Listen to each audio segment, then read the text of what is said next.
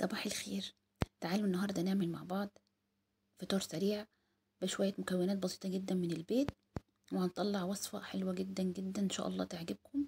بس قبل ما ابتدي الفيديو، انا اماني، ما تنسوش تشتركوا في قناتي ويلا بينا نبتدي. اول حاجة هحتاج اي خضار متوفر عندنا في البيت هنستخدمه.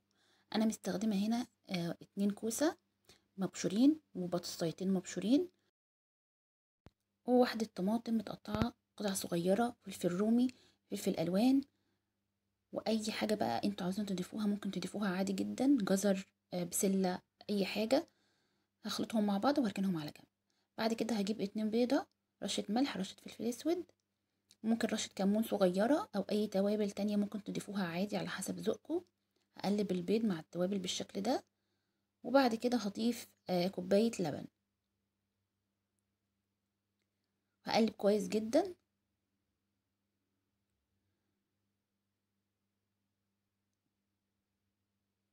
بعد كده هضيف نص كوباية زيت على سمنة، ممكن تضيفوا تستخدموا زيت بس، وممكن تستخدموا يعني تخلطوا الزيت وسمنة مع بعض، بس المهم تكون نص كوباية. تمام. هقلب كده كويس، وبعد كده هضيف 3/4 كوباية دقيق بالتدريج. بعد كده هضيف جبنة، انا ضفت جبنة قريش، برضو ممكن تستخدموا اي نوع جبنة انتوا بتحبوه، اي نوع، سواء جبنة بيضة او جبنة شيدر او رومي او موتزاريلا، اي حاجة، اي حاجة انتوا بتحبوها ضيفوها. هقلب تاني. بعد كده هضيف بقى الخلطة اللي انا عملتها دي على الخضار اللي انا بشرته وضفته على بعضه. طبعا هقلب كل ده مع بعض كويس جدا جدا.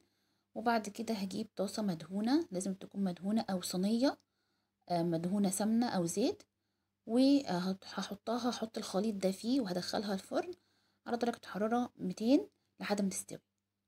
طبعا زي ما قلت ممكن تضيفوا اي خضار انتوا بتحبوه، ممكن تشيلوا لو في حاجه مثلا في الوصفه هنا مش عاجباكم ممكن تشيلوها وتضيفوا حاجه مكانها براحتكم خالص.